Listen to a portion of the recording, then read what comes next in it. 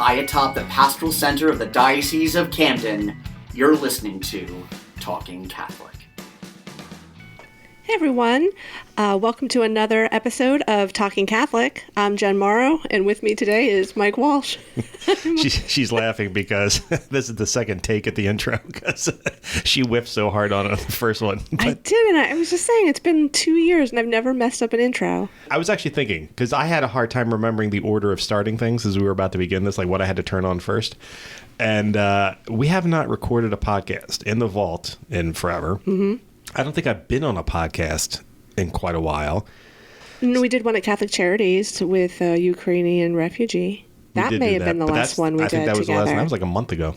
So, listeners, that is why we are both rusty, which is, I mean, you have two professionals here. I can't believe we're both, well, one of us is a professional. Hey, listen, if you don't work the muscles, they atrophy and you don't get to do it. So podcasting is apparently a muscle that I have to not let a month go by. Listeners, I would like you to write in to figure out which one of us is the professional and which one of us is not.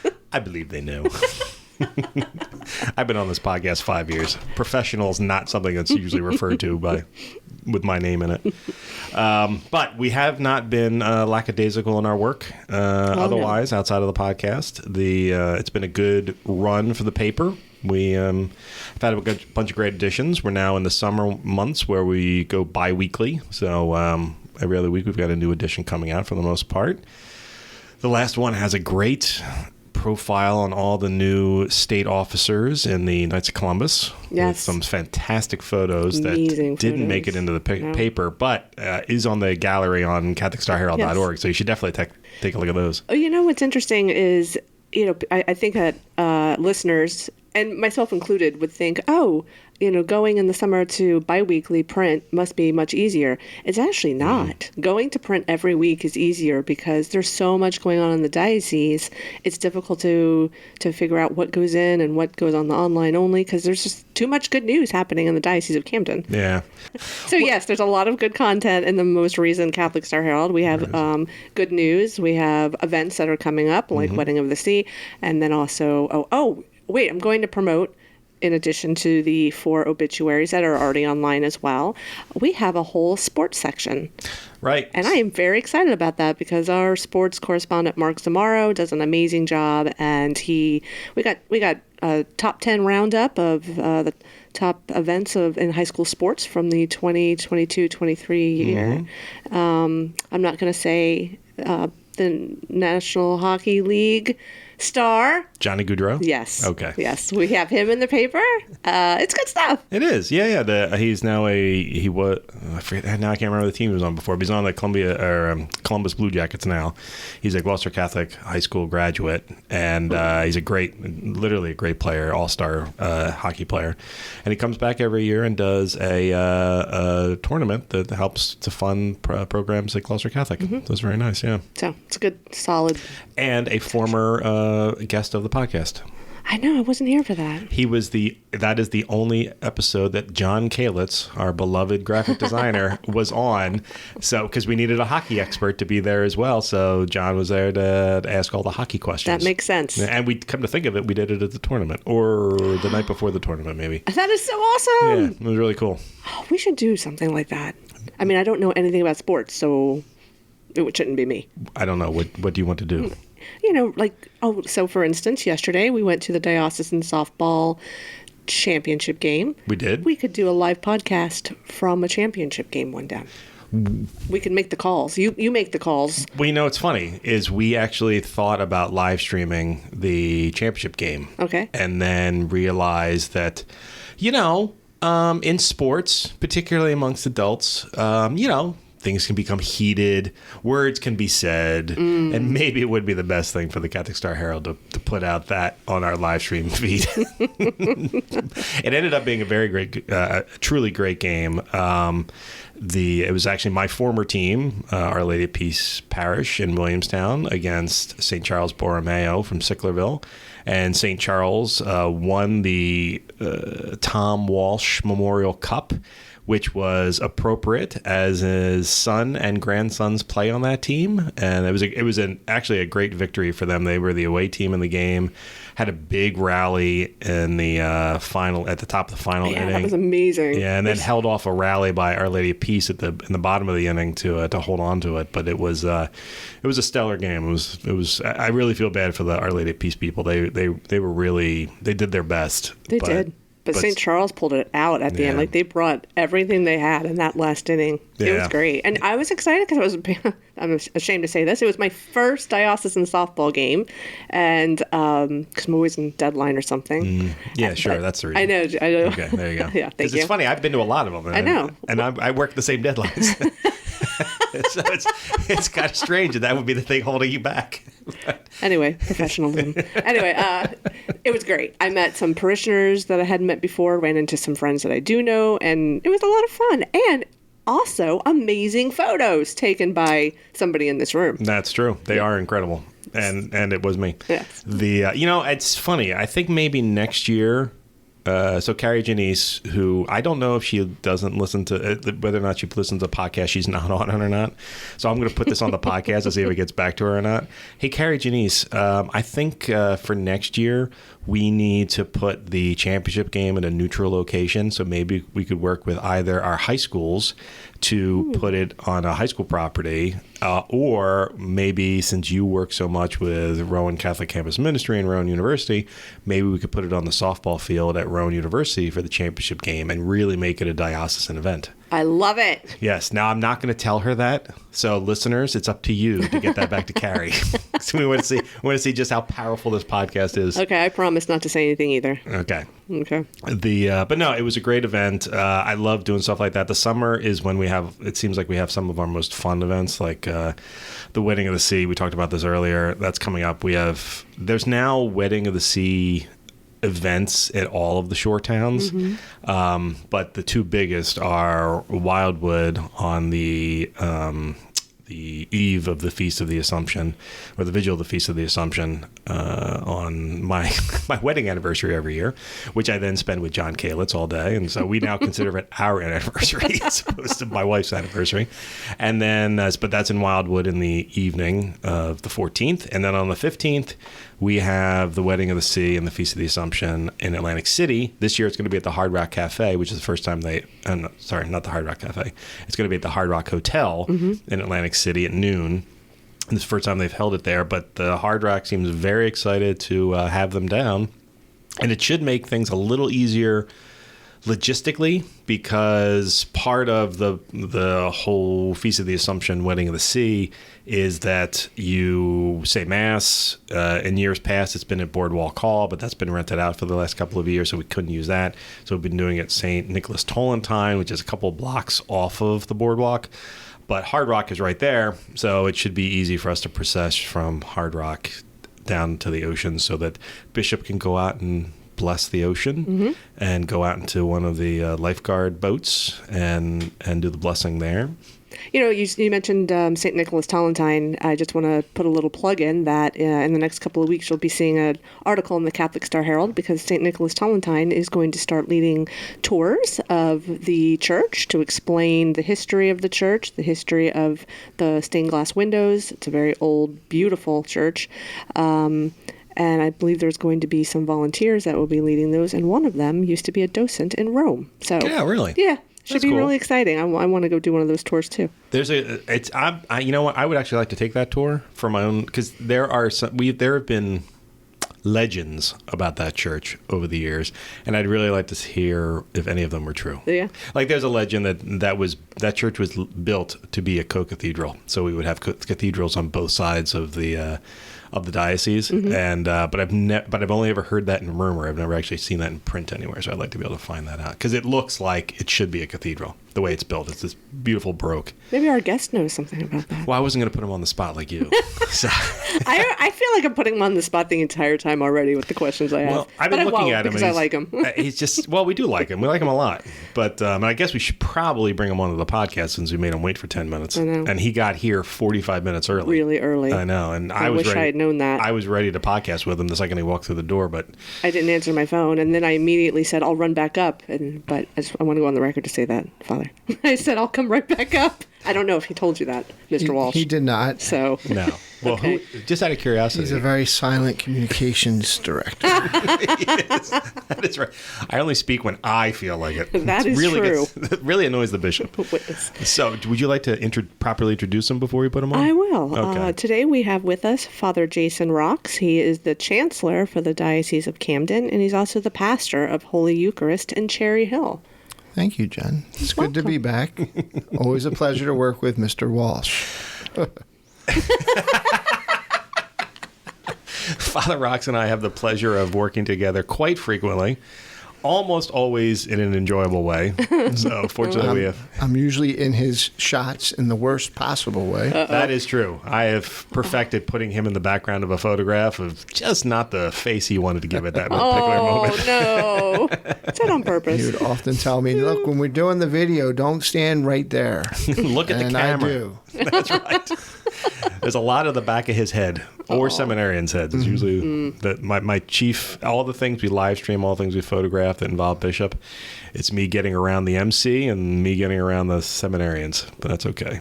If we don't give you a challenge, you do not demonstrate how awesome you are. You know what? That's a good point. That's really good. I like that. Yeah. You know, I have to say, last week I went over to your offices and I saw you, and you were walking around with a fantastic mug, and I am disappointed that you did not bring the mug here. We like to keep that mug safe in the office. It was listeners, it was a black mug with a collar, and Father Rocks was standing right there with it in front of him, so it was like a priest mug with a priest. It was fantastic. This way they would not know I was drinking coffee, but rather just standing funny. He was very kind. He let me take a picture of it. I love it. You know, all the times we've had you on the podcast, I don't know if we've ever actually explained what the Chancellor does. That's a good question. No one explained it to me either. I believe that. So ultimately, the Chancellor is the chief archivist of the diocese. So I keep all the records. Yes. Not that I actually keep all the records, but I know where they all are. I keep them in their proper places. I'm also the chief notary. So all the decrees that the bishop signs and other things, I'd be the one that would sign it to say this is official. Mm-hmm. Technically, I keep the seal of the diocese. All right, you've used a lot of neat words: archive, seal. Are you like the Indiana Jones of the diocese? No, he's the guy that Indiana Jones keeps trying to rob. So I keep the records, and then as a notary, I witness. Okay, that's what that would be. So I'm the official witness. So technically, if a decree goes out from the bishop without my signature on it, it's not real. There you go. It doesn't exist. Matter of fact, during a bishop's installation, you also have an important role of that too, don't you? Aren't you the one that has to walk around with the bull? I will get the bull. So the bull is the papal document that establishes or assigns the bishop to the diocese, right? And I will be the one who will then receive that and then take it over and show it to the College of Consultors. And technically all the presbyterate, because they'll all be sitting behind them probably. And then I have to make sure that bull is safely brought back to the chancery office. Don't lose that. For safekeeping. That's cool. It is a cool job. Yeah. And that was when Bishop Sullivan was installed. For whatever reason, that was part of my job. We had several MCs, and Father Romano had gotten me to be one of them, or actually it would have been Michael Carter. Yeah. He would have been in charge at the time. But Romano was a big part of that. And that was my duty. I had to actually take, Father Hughes was the chancellor at the time, and I had to lead him over to the College of Consultors and make sure that he showed them this. So now, if I'm still in this position if we ever get a bishop. What? Just because our bishop is currently 78, put his resignation in 3 years ago? And he did. The Holy Father is not quick to do those things. No. One is, again, if we have a vocations crisis with priests, that trickles up. So you also have that issue with qualified men to take on these positions. Next thing would also be that, keep in mind, our bishop is in good health. Yep. Yeah. He's of sound mind. and he does work. Yeah. So why would you be in a rush to move him? Yeah. But we do hope that he does get some rest soon. Yeah. Yeah. The man has put in his time. He's ordained over 50 years. Yeah. And has worked hard those things. I don't think that man, when he breaks, but generally he's working. Mm-hmm. You know. In the time that I've been here, which is almost 8 years now, he has missed one event for health reasons, and Father Hughes literally had to sit on him and keep him in bed because he had a terrible cough. It wasn't quite pneumonia, but it was almost that bad. Oh, wow. And he missed it one event, a union workers event in Atlantic City, and he felt terrible about it. But other than that, that's it. When he first got here, almost anybody that sent him an invitation to anything, he would just kind of show up. And guys had gotten used to just, they would send the bishop an invitation and never hear anything or something like that. And guys would say, "Oh, the bishop's here." The bishop's here. Yeah. Because he would say, "Oh, yeah, let's stop by and check that out." So that he gets around, because that's, for him, he's a true pastor at heart, so he wants to know the people, he wants to know the priests, he wants to know the parishes, he wants to know what's going on. He's not afraid of being visible, he's not afraid of making a statement, and being around. And he's good that way. He really is around. He knows what's going on. Yeah, and he knows his priests. So it's been good to work with him. Yeah, and to learn from him, which is unique for the diocese. And we talk about the Holy Spirit at work. The bishop who preceded him, a fine man, but he had a lot of health issues, so he wasn't able to get around much. It's like my predecessor that worked for him, actually my predecessor's predecessor, they were really focused on mass communication. Like that bishop worked mostly with the newspaper outlets and the TV outlets because he just couldn't get around as easily. Okay. Whereas Bishop Sullivan has never felt any particular need to work with the media at all, not because he was trying to avoid them, but he didn't need to do mass communication because I'm going to be out there. The people are going to see me. Yeah. I remember when I first started working here and being out with him, everybody would come up and say hi because they knew him, and he remembered them. High school kids, college kids. He does. He does have, when he gets to some place, he remembers who's there. Yeah. And he remembers a lot of times, particularly like the DRVs and the secretaries or sacristans that are or ushers or certain Knights of Columbus that he always sees. Like he knows them. He knows something about them. A lot of times. So he's very good that way. And he's great with the seminarians. I mean, he really is. I've seen that. That's when his fatherly nature really pops out. Which again is also bishops are supposed to know the men that they ordain. Yeah. So he really takes that to heart. He meets with them. He meets with them as a group. He knows what's going on. He's involved in what's going on with their formation. He knows what's going on. Yeah. And he encourages them to grow in their vocation and to learn as much as they can and to really take to the formation program. Yeah. One of the things we wanted to have you in about was, recently Cardinals were announced, but I think this is maybe a good opportunity to talk about the process for naming a new bishop somewhere. Typically it doesn't happen in the summertime because the Vatican pretty much shuts down. They just named one yesterday. I was just going to say, except they literally just did it yesterday with the Archdiocese of Duluth has a new archbishop now. And so I saw that and went, well, okay, I guess my life could be turned upside down in the next couple of weeks. We'll see. But how does a new bishop get named? So it starts in the province. The bishops in the province are asked to put in a list of qualified people. Yeah. And then that list is looked at, it's sent down to the nuncio, it's looked at, it's sent over to the congregation for bishops. They look at it, they do some background stuff like that. And as you move up, they probably do more.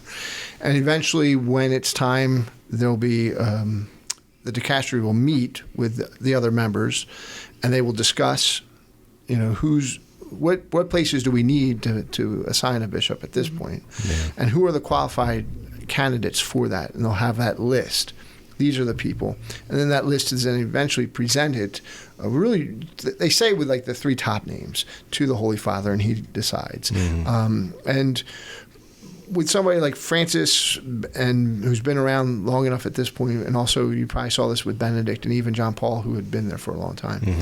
Some of those times they might bring him a list, and he might decide somebody totally different for a see because he's aware of the see or is aware of a guy that he'd rather see put there. But generally he'll go with who they present, or he might not like any of them for one reason or another. But it all gets into very small briefs. So. But they do vet these guys. But they are recommended by other bishops who say these guys, this man, I think, has the characteristics, either the intellectual or the pastoral or the administrative skills to go this route. Yeah. It's fascinating. I love. I'm a big sucker for like pomp and circumstance and policy and procedure, and the Catholic Church when it comes to like stuff like that. It's just fascinating. Right. And there's Americans that work in the congregation that pretty much just look at the Americas, the United States. So they also would have a big. That's all they do is they just read reports and they write further reports. A brief on it. It's the dicastery for bishops. Is what it was. Yeah. It's fascinating. I mean, I know that for the most part, every bishop has met Pope Francis when they go for the ad limina visits, correct? Correct. So, so usually, the Pope is taking the advice of others unless he knows the person personally then? Correct. So, like, he would take the prefect of the dicastery, or the undersecretary, I forget what they're called now, they would be the ones that would go in and make this presentation. They would make their arguments as to why this particular candidate. And he's going to trust that they know what they're talking about because they're going to trust that the people gave them the report. So it all trickles back down to we trust the reports that are given in. The boots on the ground, so to speak. Yeah, it is fascinating. I agree. I'm not a pomp and circumstance, but I love this. That's the simplest way to try to explain it. No, it's great. It's always interesting. Part of me, like, okay, so everyone tells me that my job, I haven't really done my job until I've done a bishop's ordination because it's the most unique experience you're going to have, and it's the one that really taxes the diocese the most.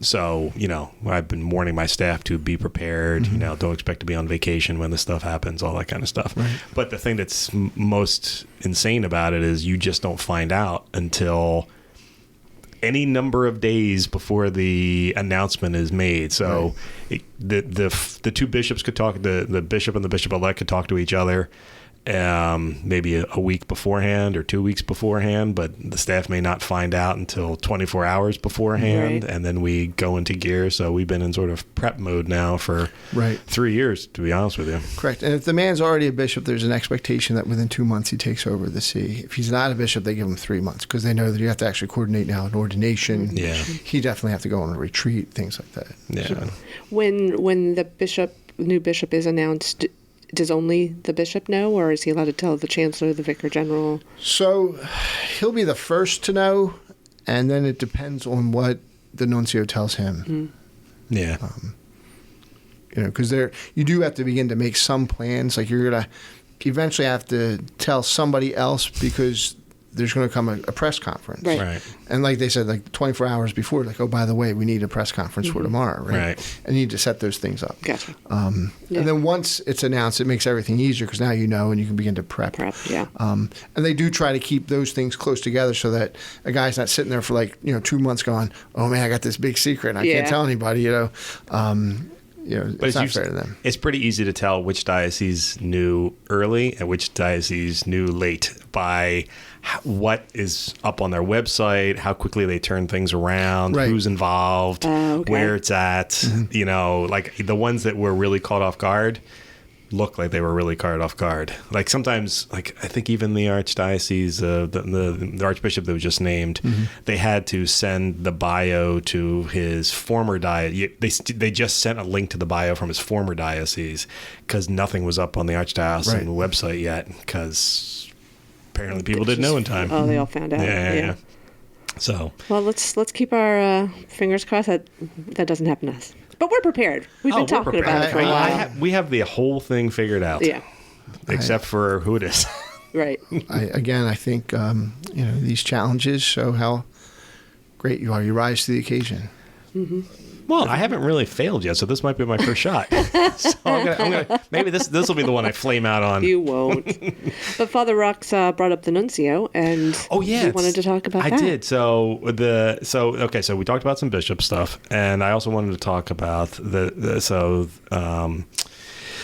Pope Francis just announced another grouping of cardinals for the College of Cardinals, which I always find fascinating. It's really, I mean.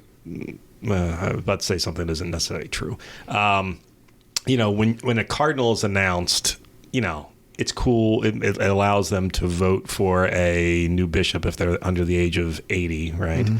But it doesn't really change anything related to their status. I mean, they're still usually bishops 9 times out of 10, though priests can be named cardinals. And from what I'm told, technically speaking, a layperson could be named a cardinal too. So, fingers crossed. One day, I will one day be Cardinal Mike Walsh. But I'm going to go old school. I would like to be Michael Cardinal Walsh, if at all possible. I'm just letting you people know that now. Father Rox, please pray against that. Well, my ego needs a red hat. Oh, no, it doesn't. No, it doesn't.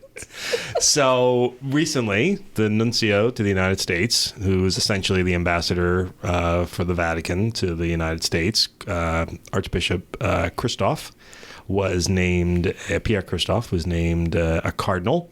And I've, believe it or not, had minor dealings with the cardinal-elect. I'm sure the chancellor from time to time has received an email from him or a letter from him from time to time. Just a letter. So what's it like? Like, what's the point of naming cardinals? So you named the specific task that everybody seems to know about. They elect the next pope, right? Mm-hmm. The cardinals go back to an idea of being the principal counselors or council of the Holy Father. That they would be they probably rose out of the presbyterate of Rome itself, the principal parishes. They were became this way, and then that grew as the church grew. And many of them either head dicasteries in Rome or they're appointed to major sees. Pope Francis doesn't always follow that necessarily. He likes to shake things up a bit. Mm-hmm. But again, they still serve that principal purpose. They're supposed to be his main counsel. Sometimes they can also be his main delegate. So it's not unusual for him to name one of the cardinals to go be his delegate or his envoy in a particular spot for a particular reason, either just to show up to say, okay, I'm representing the Pope at this celebration, or I'm here to negotiate something on behalf of the Holy See. Right? Yeah. But they are still his principal counselors. Pope Francis himself has formed, I think that's a council of, it started out as 8, I think, and then it's grown. I forget what the actual number is now, that he meets with, that helped him actually shape the last constitution that he put out, that reformed the Curia. Mm-hmm. So again, their principal function is to give him counsel. And so it was John Paul II that really kind of made it larger and more diverse, which Benedict and Francis have both followed on, particularly with this idea of, if the church is universal, if she's really around the world, I need to know what's going on everywhere, and these would be the principal people that would tell me that. Yeah. And then again, when the Holy Father either resigns or passes away, they would gather to elect one of their own, or the next pope. That doesn't have to be one of the cardinals. It usually comes from them. Right. And so it's important that they also try to get to know each other and know about each other. So usually those first few days before they actually go into the conclave, they'll have talks and things to try to. What are the issues going on in the church? What needs to be addressed? What's facing the next man that's going to take on this job? So they kind of get a sense of, okay, well, then looking around this room, maybe that guy. Yeah. It's interesting. I was thinking about this earlier today, that with Cardinal-elect Christoph, we are now going to have 5 cardinals in the Northeast. There'll be Cardinal Gregory in D.C. We still have Cardinal Sean up in Boston. We got Cardinal Tobin in Newark. We got Cardinal Dolan in New York City. And now Cardinal-elect Christophe Pierre, and it's like I remember hearing years ago that you're going to see all the cardinals are going to be in the south and the west, and we do have some out there, but it's nice to see the northeast is still represented with lots of red hats, especially since we don't have one in Philadelphia anymore. Right, and just remember though that Cardinal Pierre, his principal duties is to be an emissary between the Holy See and the Church of the United States. Right. Yeah. So he doesn't have any great jurisdiction or anything like that. He's basically there to be a go-between. But again, our Holy Father does tend to. He's named a number of these diplomats, so to speak, to be cardinals, which shows that he does has become to really trust their judgment on things.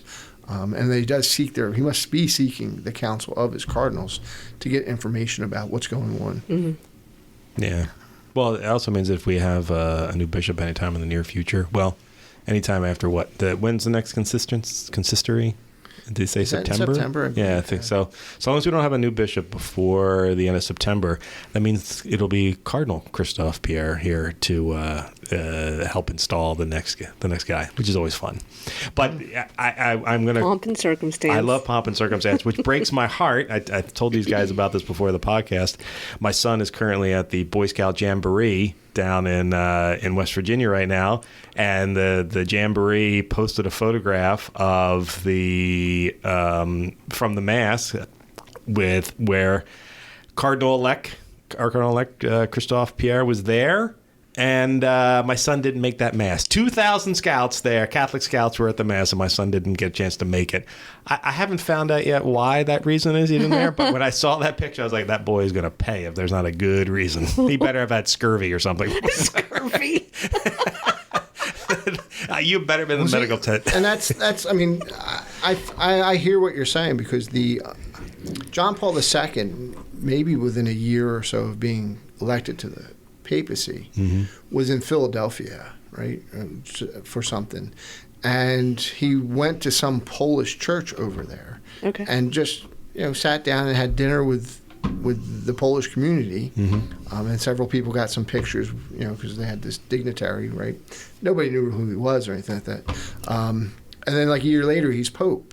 And these people are like, that's the guy that was at the dinner, right? He said Mass, and, so, you never know with churchmen where they could wind up. That's right. If my son is an altar server, he could have volunteered to serve that particular Mass. He would have been hanging out with the Cardinal-elect, and who knows, Cardinal-elect might have gotten some information to him, or I could have asked Jack to say, hey, listen, man, from Diocese of Camden, Bishop Sullivan is ready. He's cool, he's ready. You were putting a lot on a 16-year-old, 16, right? 15-year-old boy's shoulders. I feel bad for when he returns and the first thing you say is, where were you? Because it could have helped me in my career. Yeah, that's true.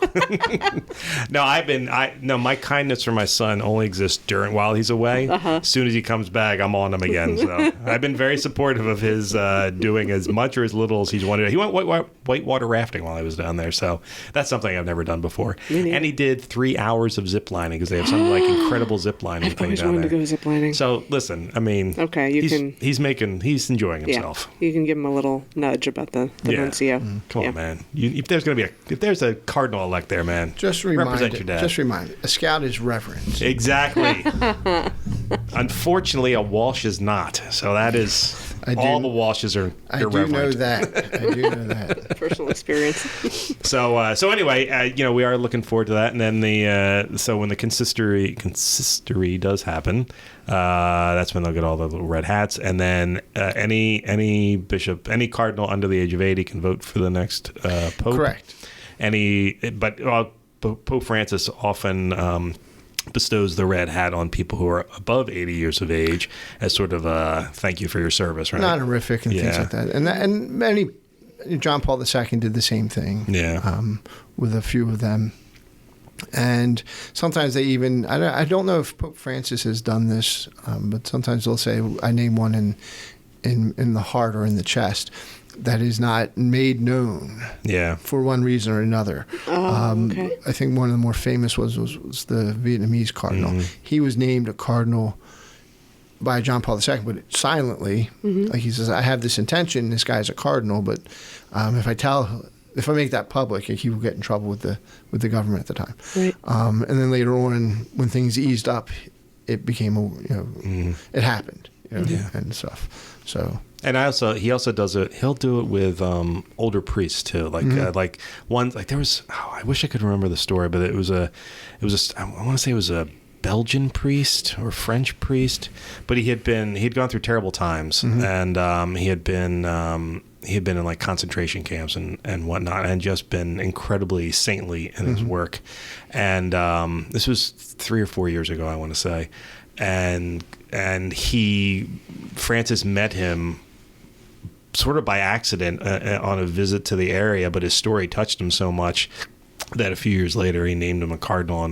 And this priest is like the most humble. I read his story at the time, and it was a fascinating story. Like it actually kind of makes me choke up a little bit, just because he met Francis by happenstance, but his story made such a difference in him to Francis that he decided to make him a cardinal. And like they did a story on him afterwards, and like he just couldn't believe like a humble priest like him would be named a cardinal. So we have hope for you, Father Rox.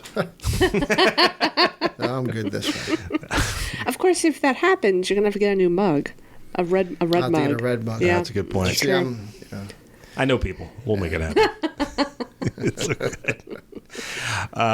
So the other big stuff that's going on. So we want to talk about the process of the bishop a little bit, because we get questions all the time, like when are we going to get a new bishop? And because Bishop Sullivan talks about it at every major event now. He's like, I can't believe I'm still here. Right, because the law is you turn in your resignation.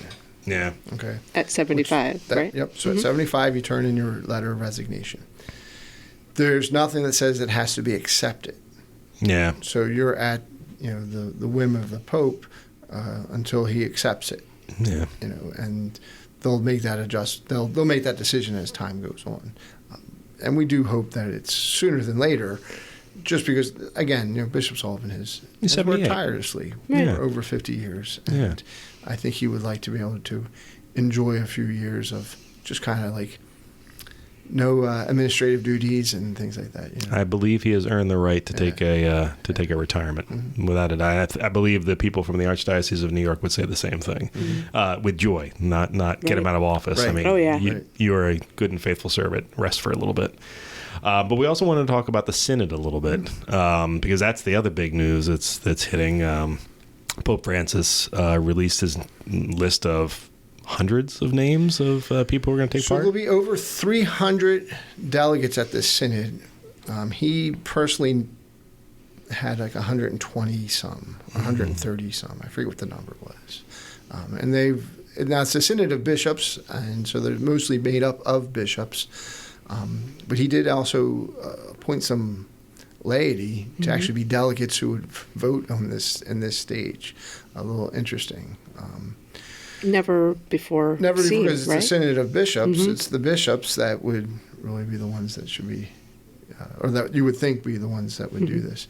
And the synod of bishops was established after the Second Vatican Council, sometime in the 60s, by Paul VI, to kind of get together from time to time and to talk about different things facing the church. That then would advise him, and then usually there's an exhortation that comes after it. Right? So Pope Francis has done a few of these now, and this one is more about the church being a synodal church, as he often says, which raises different questions of what do we mean by that, right? When we say synod, generally we mean like an assembly. He does not quite mean it that way. He means it more in what it literally means, being on the way with. Yeah. And so when he explains it, he ties it in usually back into what most people say. It's an expression of the church as the people of God, because we are a church. We are formed by God's word to be His people, and we are, in a sense, together on the way. And the way, of course, was one of the earliest ways of describing the movement, which has become Christianity, right? It was the way. Yeah. So how are we on the way together? And are we on the way together? So it ties back into really one of the things that they want to look at this next stage, in terms of communion, right? Mm-hmm. So it's communion, participation, and mission, I think, are the three areas they want to question and talk about, right, and discern about. And communion is, of course, another way of describing the church that became very popular after the council. And I think while the people of God is a good way to describe the church and things like that, I think a deeper way, which ties in better really with communion, is the church as the body of Christ, right? Yeah. It's very Christocentric. It's very new, right? What makes it different than before?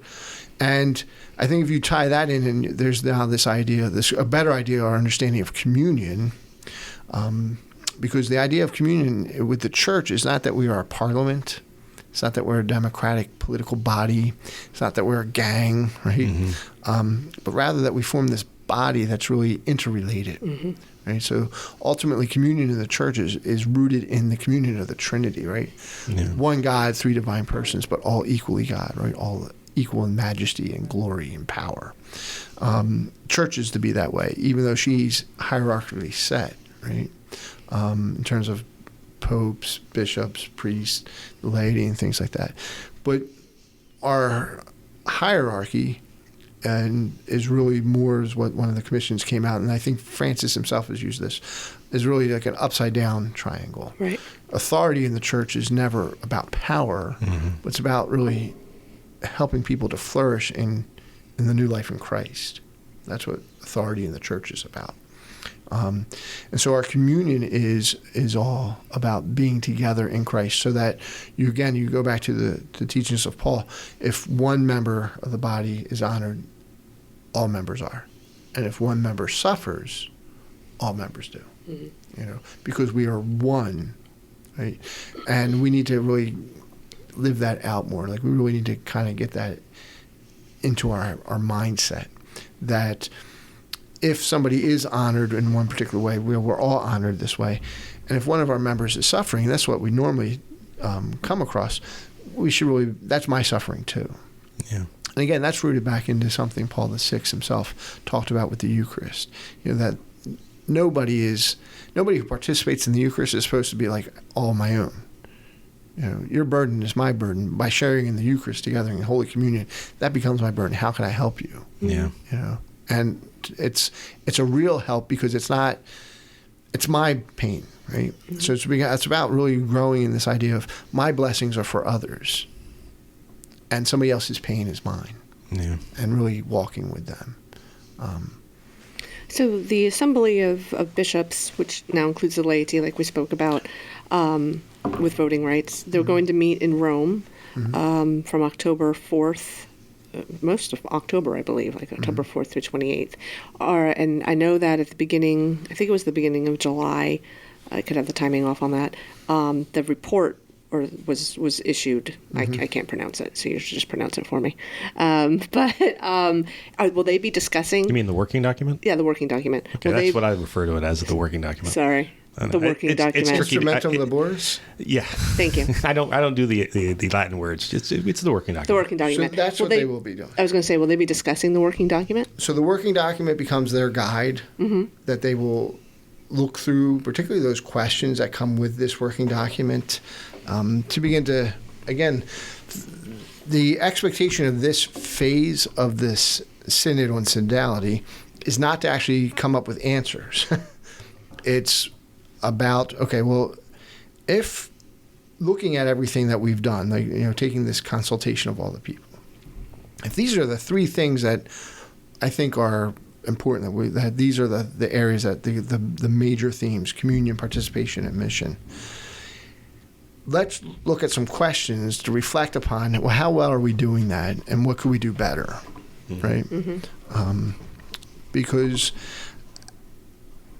we want the church to continue to be that unique place that is the sacrament of salvation, where God's grace is encountered, right?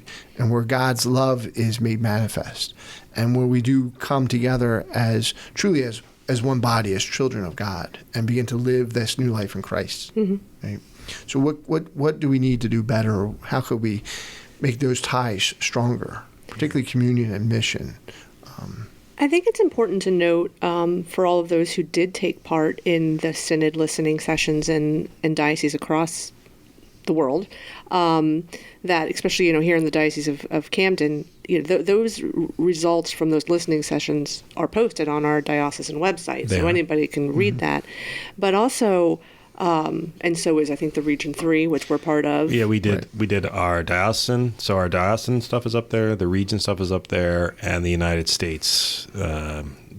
So basically each document was distilled down into a smaller document, which is always tricky. And anybody can read that. So for those who've taken part in the Synod, if you didn't know that, go to your diocesan website and look at it. But this working document, there are themes that are in our working document. Correct. They're exactly represented in here. I read the working document, and I see that some of them were a lot of concerns about youth and young people and families, and not seeing them in the pews. That's reflected in the working document. Right. So I like what you were saying, that we might not come up with the answers, but we have to talk about it. Is that correct? Because I know one of the criticisms that came out with the document and throughout the whole Synod process, well, the Church has already spoken on these things. And that's true. The Church is a teacher. She is taught. She continues to teach. Church is also a mother, right? Right? So even though your mother taught you a lot of things, she also listened to you so as to best figure out how to guide you towards the right thing, right? At least a good mother does that, right? Okay, this is officially the best explanation I've ever heard of both Church and the Synod. Don't interrupt. I'm going to write this down later. Okay. So the Church, in listening to her children, is trying to figure, okay, well, where do we need to address better, perhaps? And how can we help guide them towards what's really important? Early on in his pontificate, Pope Francis talked a lot about conversion to Christ. And he says, you just can't run out and say, abortion's wrong. He says, and don't get me wrong, abortion's wrong, right? He says, but in a world that doesn't believe in Jesus, that doesn't make sense. Yeah. So you got to bring them to conversion in Christ, where then they begin to say, oh, wait, as a Christian living in this new creation, I have a whole different view now on life, right? So it's not just enough to say abortion's wrong. It's also very much important to bring them to faith in Jesus that then leads them away from these types of things. Right. And this is what we need to do. So again, if you go back to this idea of the Church as the body of Christ, right? So you think of a body, right? And simply put, we always say we listen to our head, right? And sometimes we listen to our heart. But you also listen to other parts of your body when you're making the decision of how to do something. When you notice that your arm is feeling a lot of heat that it shouldn't, your head says, oh, I think my arm's on fire. I need to do something, right? Okay. The Church, as a body of Christ, if one of her members is suffering, if one of her members is going through some trauma, if one of her members is throbbing, she needs to listen to that and say, okay, well, how can I best address that, right? And guide that to where that pain is no longer there. Yeah. Or that pain isn't as strong. Or this pain is now transformed through a life in Christ. Right? These are the hopes of the Synod. Okay? Now, the Synod could be misleading with many. Many people think, well, this is more of a democratic side of the Church. That's not true, right? Church could get bogged down and just constantly, let's just discern and let's keep looking at these things. Let's continue questioning, but never actually make a decision. You got to make a decision. Church needs to listen, and then she needs to teach, right? And the Church also needs to be careful not to fall into certain understandings of power and authority that are in the world that can influence us. We tend in the world to think of authority as power. Right. And so we want to share in the authority. Why? Because I want to share in the power, and I'm going to direct everything. It's not how the Church understands authority, right? We base our authority on Jesus, but Jesus came not to be served, but to serve. So that all those who are ministers in the church, all those who have leadership in the church, all those who have authority in the church, right, are to serve the church and to help them to grow and to flourish in Christ by their example, by their teaching, by their prayers, right? Yeah. Around the year 2000, and maybe it was in 1999, the Congregation for Clergy put out a document on priesthood, and it was a really super lengthy title, so I'm not going to go into it, but the title basically hit on these points of being the priest, being, a leader, right, a sanctifier, and a teacher, right? So being a shepherd, a sanctifier, and a teacher. Right? But all these things are for the benefit of the people. So as a shepherd, you guide the people towards Christ, right? As a sanctifier, you pray for them and you offer the sacraments. And we need to remember, the sacraments we are touched by the holy, right? When we talk about the Eucharistic revival, that just can't be a matter of, yes, I'm going to adore the Lord more in a monstrance on the altar because I recognize his real presence. You really need to get into, when I receive the Lord, I'm being touched by Jesus, I'm being transformed. I need to become one who goes out and glorifies Christ in my life, right? I've become holy. Right. And as a teacher, the priest needs to teach the truth and to continue to teach and to engage until tirelessly working to help people come to know what is the truth of the faith, right? And why is that important? Where does that lead, right? So the Synod promises a lot. It could really flourish into something very good.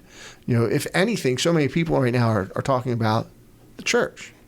Yeah. Yeah. And they're starting to say, maybe the church has something to offer. And people are starting to talk about, well, what is the faith and why is that important? Right. And other people are saying, well, how can we help teach the faith in a better way? And how can we help those who are struggling? And how can we engage this current generation that wants to know about spirituality, but isn't really big on joining? Yeah. Right? I think one of the things to really understand what we're doing is you have to listen to one of the talks that Pope Francis gave maybe in 2016, where he talked about basically we can't come at it as we are in an era of change, but that we're in a change of era, right? That the times are changing. And we need to figure out how do we address this, right? That ties back into the mission part, right? So when we look at the communion part, it's an understanding of that we're together, that we form a unity, right? And that we're in this together. When we look at participation, how can we help in these levels of, basically running the church, the day-to-day stuff, who can do what and what's the best way to do that, right? And being transparent in how decisions are made. A lot of people think you guys make this decision in a closet and we don't understand how you got there. And then how all that affects mission, which is to bring the gospel into the world, right? Which means that we got to look at, well, what is the state of society right now? What are the inroads, right? When you look at some of the things that are there, people are looking for spirituality. Here's a spirituality that leads to something great. People are looking for a way to live. Here's the gospel law of love to live by, right? People are looking always for a sense of belonging.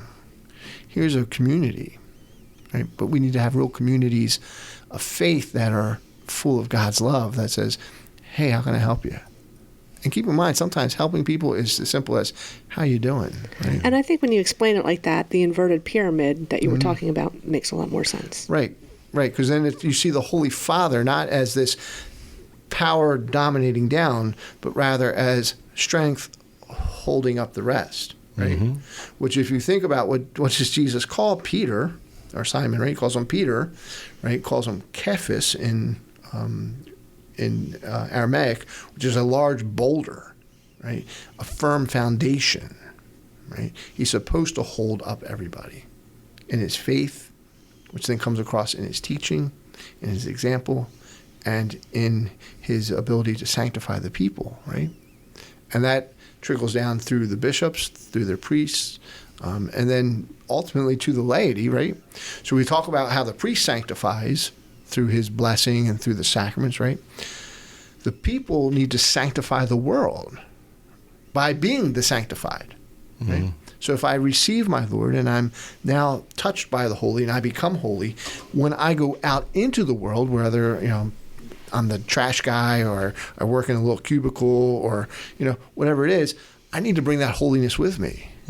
Holiness isn't just something I have like when I'm inside, the parish church or on the parish grounds or when I'm saying my grace before meals. That holiness needs to be there everywhere that you go. Yeah. Right? So if we think, again, we talked about the church as a sacrament, right? A sacrament is a visible sign of an invisible grace. That makes that grace tangible so that it sanctifies other things. The church, who are the baptized, if we are really holy as we're supposed to be, right, the saints, then when we go out into the world, as people encounter us, somehow we should be sanctifying them. Well, Father, I could literally listen to you talk about this Well, okay, first of all. for a long time. I keep asking for Father Rox to come back on the show, and you keep saying no, Jen. So I'm going to have to ask you to. I believe we have proven. Did you not hear anything he just said about being God to others? She doesn't like the fact that I say the Latin words better. I know. I call it that document thing. I can guarantee you say every word better than I do. No, I have a speech impediment. I mean, you're still ahead of her. Father, you will be invited back again in the near future. And so thank you very much for joining us. And to our listeners, thank you once again for tuning in. We hope you like this one. And we promise to bring Father Rox back on a more regular basis. Yes. God bless you. See you, everybody.